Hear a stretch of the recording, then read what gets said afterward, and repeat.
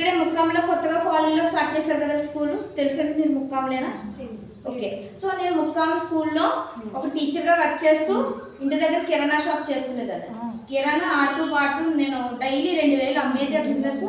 తర్వాత స్కూల్లో నేను 6000, అంటే అక్కడ చూసుకుంటూ ఇక్కడ చూసుకుంటూ.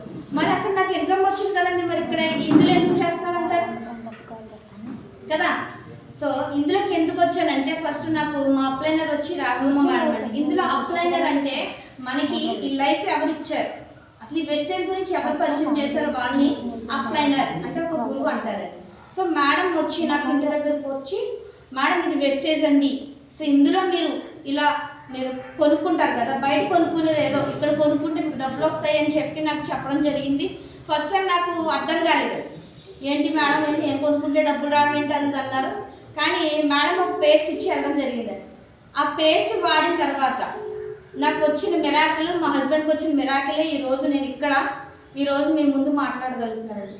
నేను కిమ్స్ హాస్పిటల్కి వెళ్ళానండి, స్కూల్లో టీచర్ కదా, సడన్గా చాక్లెట్ ఇచ్చారండి. ఆ చాక్లెట్ తిన్న తర్వాత నాకు చాలా ఎక్కువ అయిపోయింది అన్నమాట. తట్టుకోలేక మర్నాడు కిమ్స్ హాస్పిటల్కి వెళ్తే 3500 అవుతుందన్నారు. సరే 3500 మనం పట్టుకుని వెళ్తామండి, పన్ను పీక్తే అంత 150, 200 లేకపోతే 500, అవునా? సో నేను అలాగే ఒక 500 పెట్టుకుని వెళ్ళాను. కానీ అక్కడ 3500 అనేటప్పటికి రేపు వస్తామని వచ్చేసాను. వచ్చిన తర్వాత మేడం నాకు పేస్ట్ ఇచ్చారు కదండి, ఆ పేస్ట్ వాడిన తర్వాత నాకు 4 రోజులు అయితే పళ్ళు బాగా ఎక్కువ సలుపులు వచ్చాయి. ఎందుకంటే ఇంకా దాగున్న క్రిములు ఉంటాయి కదండి, అవి కూడా బయటకు రావడం మొదలైంది నా పేస్ట్ వల్ల. సో మేడంకి ఫోన్ చేశాను, మా తోడుకోళ్ళ గారు కూడా ఒక పేస్ట్ ఇచ్చారండి మేడం. వాళ్ళు కూడా పళ్ళు సలుపులు ఎక్కువ అయిపోయినాయి అనేసి వాళ్ళు ఆ పేస్ట్ అట్టుకెళ్ళి పక్కన పాడేశారు.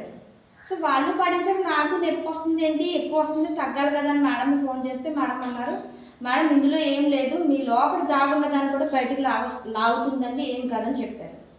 అంటే రూట్ కెనాల్ చేస్తారు కదండి, మనకి రూట్ కెనాల్ ఎందుకు చేస్తారు, లోపల ఏమైనా దాగున్న క్రిములన్నీ కూడా బయటకు లాగుతారు కదా, అలా జరుగుతుందని చెప్తే ఓకే అని 4 రోజులు ఓర్చుకున్నానండి. సో 4 రోజుల తర్వాత కూడా ఈ రోజు వరకు కూడా నేను కూలింగ్ కానీ వేడివేడిది కానీ టీ తాగినా ఆ గలకలోకి వెళ్ళినా కూడా ఇంత నొప్పి అనేది లేదు. సో నాకు అందులో నాకు నమ్మకం కలిగి ఇదేదో ఉంది ఏంటి తెలుసుకోవాలనుకుని నేను మేడం క్వశ్చన్ వేశాను, మేడం ఇందులో ఏంటి డబ్బులు రావాలంటే ఏం చేయాలని క్వశ్చన్ వేస్తే ఇందులో 1,00,000 పైబడి ఇన్కమ్ తీసుకోవచ్చు మేడం అని చెప్పారు. అయినా నేను వినకుండా మనమైనా అంతే కదండి, వీళ్ళు ఏదో చెప్తారులే మనకు వచ్చి డబ్బులు కూడా వస్తున్నాయి అవి మానుకోవడం ఎందుకు అన్నట్టు నేను సేమ్ అలాగే స్కూల్లో కంటిన్యూ అయిపోయాను. అక్కడ ఇచ్చేది ఎంతంటే 5,000. సో 5,000 గొప్ప అనుకున్నాను. కానీ ఇలాంటి మీటింగ్కి రమ్మన్నా నేను మీటింగ్కి వెళ్ళలేదు, మా హస్బెండే వెళ్ళేవారు. మీరు వెళ్ళండి నా జీతం పోతుంది, ఎందుకు వచ్చి 150 రూపాయలు ఏమో రోజు, ఓకేనండి. ఆ 150 నేను పోగొట్టుకున్నదాన్ని అవుతా నేను రానని ఒక 2 వారాలు నేను అలా వెనక్కేశాను. కానీ ఇందులో డబ్బు ఉందని మా హస్బెండ్ ఒక యూట్యూబ్లో చూసి చెప్పిన తర్వాత ఒక మీటింగ్కి వెళ్ళి కనెక్ట్ అయ్యాను. అమలాపూర్ 100 రూపాయల టికెట్ అండి అది. సో ఆయన 100 నేను 100 తీసుకుని ఆ టికెట్కి కనెక్ట్ అయ్యాము. ఆ 100 రూపాయలు ఈరోజు నేను 400 తక్కువ 50,000 రూపాయలు ఇన్కమ్ తీసుకుంటున్నాను. ఆ రోజు 100 రూపాయలు వేస్ట్ అవుతుందని నిజంగానే ఆ మైండ్ సెట్ తోటి ఆగిపోయి ఉంటే ఈరోజు ఈ పొజిషన్ రాకూడదు. కంపెనీ నుంచి వచ్చేటువంటి కార్ ఫండ్ కానీ కంపెనీ నుంచి వచ్చేటువంటి ఇన్కమ్ కానీ నేను తీసుకుందానంటారా? లేదు కదండి. సో నేను ఎందుకు చెప్తున్నానంటే ఇక్కడ బలవంతంగా వచ్చి కూర్చున్న వాళ్ళు కొంతమంది ఉంటారు, ఏదో ఇదేదో చూద్దాంలే అనేసి. అందుకు మీకు కొంత చెప్తున్నాను, నేను కూడా అదే చేసి మీరు కూడా అదే చేసే ఉంటాం, మనం అంతా ఒకటే కదండి మనుషులు కాబట్టి, ఓకేనా. సో నిజంగా ఆ మీటింగ్కి వెళ్ళి కనెక్ట్ అయ్యి ఏముంది ఏంటని అడిగేటప్పుడు మేడం అన్నారు, ఏం లేదు మేడం మీరు బయట కొనేది ఏదో ఇక్కడ కొనుక్కోండి, ఐడి ఫ్రీ, డబ్బులు ఏం కట్టక్కర్లేదు, ఓకేనా.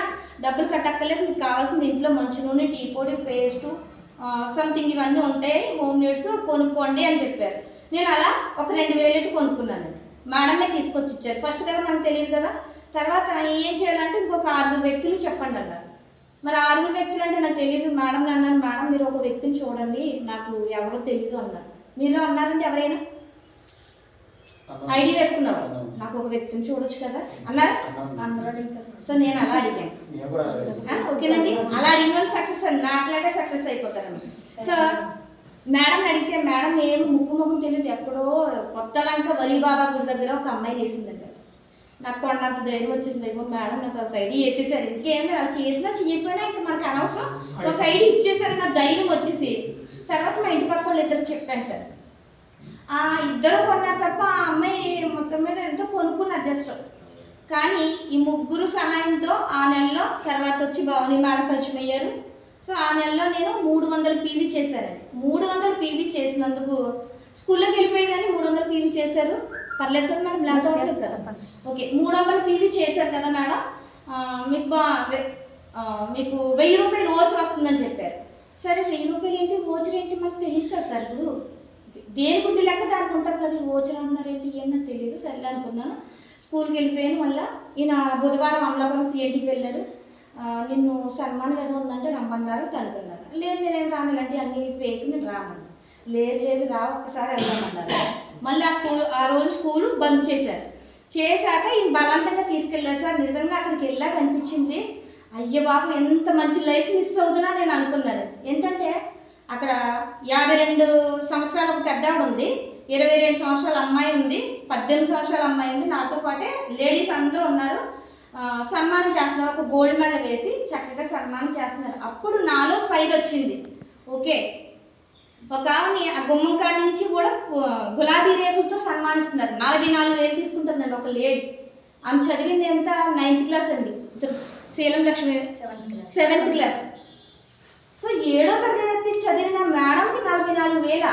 నేను ఎంఏ బిఎడ్ చేశాను 5,000గా. ఏంటి అని క్వశ్చన్ మార్క్ వేసుకున్నాను. సో అక్కడ చూసి నేను కూడా ఆ మేడం లాగా నేను కూడా సన్మానం చేయించుకోవాలని అక్కడే కూర్చుని ఇమేజ్ చేసుకున్నానండి. నేను కూడా అలాంటి గౌరవం పొందాలని అనుకున్నాను.